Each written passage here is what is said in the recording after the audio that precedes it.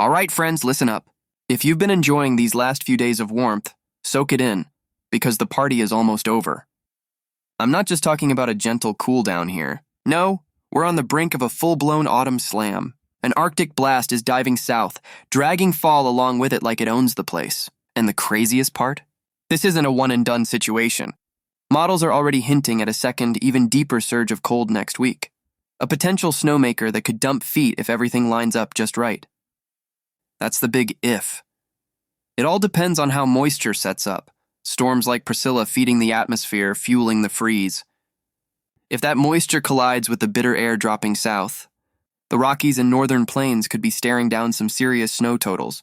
But before we jump ahead, let's look at what's happening right now because the atmosphere isn't hiding its hand. Thunderstorms are popping across the Gulf. Heavy rain is sweeping through the Bahamas. And storms are marching across the Dakotas with gusty winds and a few severe pockets.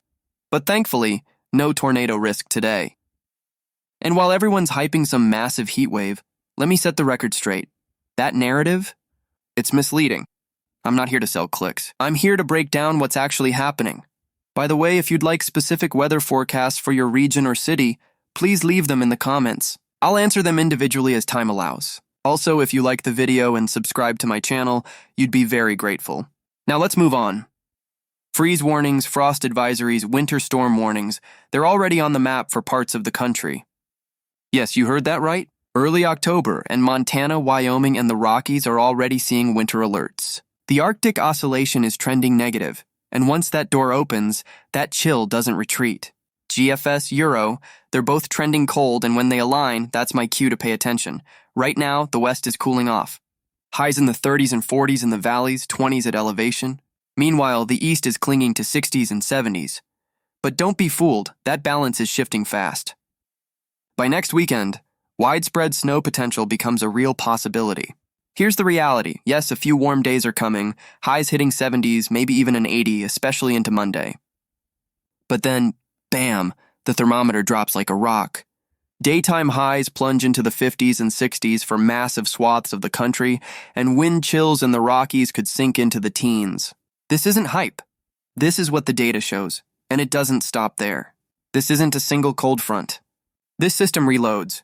By Thursday and Friday, another surge rolls in, dragging Canadian air across the plains, through the Midwest and setting up the East.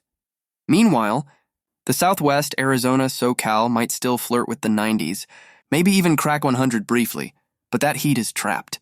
The pattern is breaking down, and cold is winning. Let's take a quick detour to the tropics.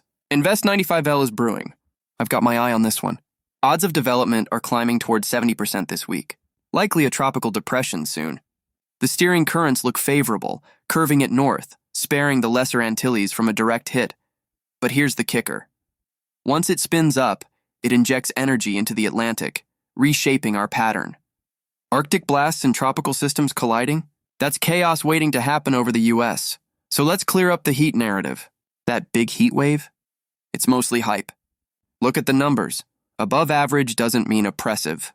If your normal high is 55 and it hits 65, that's above average, but it's hoodie weather, football weather, not summer heat. Meanwhile, ski season in the Rockies could be kicking off early if Priscilla and her friends bring enough moisture north. Right now, it's almost suspiciously calm. A cold front stretches across the Midwest this morning, from Wisconsin down through Kansas. A few showers here and there, but nothing dramatic, just whispers of what's coming.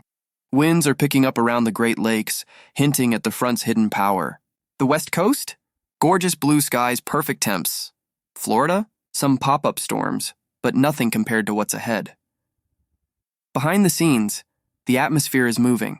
High pressure is parked stubbornly along the East Coast, keeping it deceptively nice, while low pressure lurking near California is yanking colder Canadian air down into the northern plains and Midwest.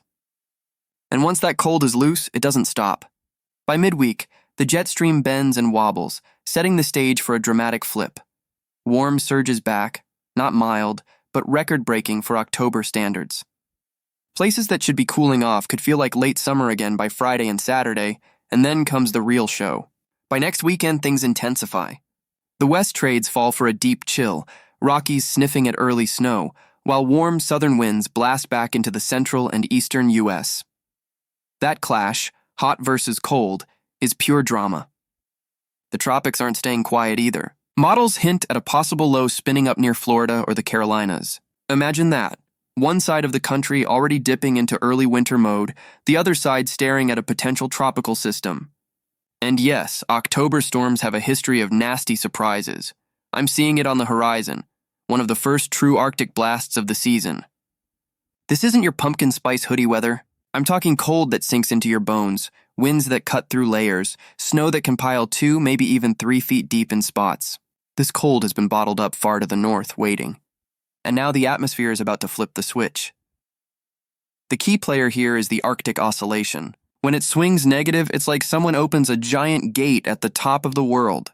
And right now, that gate is wide open. Cold air doesn't sneak quietly in. It storms. It digs in. And if these trends hold, this won't be a quick taste of winter. We're talking a week, maybe 10 days, potentially longer, where cold dominates the map. You're already seeing the first hints of it. East Coast, those below-average temps creeping in this week. That's just the start. Out west, mornings are dipping low. But if you're in the central U.S. or along the Gulf Coast, you're still holding on to the heat, 80s, maybe even 90s. That contrast, warm in the middle, cold at the edges, is the pressure cooker for explosive weather. When that cold finally pushes past the Rockies, everything changes. And I'm serious when I say this. The big global models, the European and GFS, they're starting to sing the same song. Right now, the Rockies could be looking at 1 to 2 feet of snow, some spots maybe even more. And if this blast digs in like I think it will, we're talking upper Midwest, Great Lakes, even the Northeast. Picture this. Mid-October, you think you're stepping out into crisp fall air, maybe a golden afternoon, a cup of cider in hand.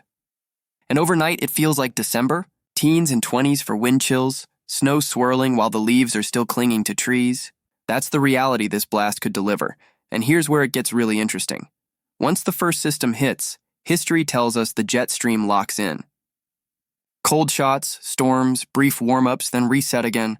That's how fall hands the keys over to winter. And it's not just numbers on a map. This is about what you'll feel. Out west, mornings in the 20s and 30s, afternoons barely reaching the 50s. East Coast, start digging out those coats you swore you wouldn't need until Thanksgiving. Central U.S., enjoy the heat while it lasts. Because it's a mirage. By next weekend, it breaks and the cold sweeps through. Meanwhile, over the eastern Pacific, I've been tracking a disturbance. Tonight, the signals are stronger. Florida, I'm watching that zone I flagged yesterday. Development might be low, but the potential for heavy thunderstorms, torrential rain, and gusty winds is very real.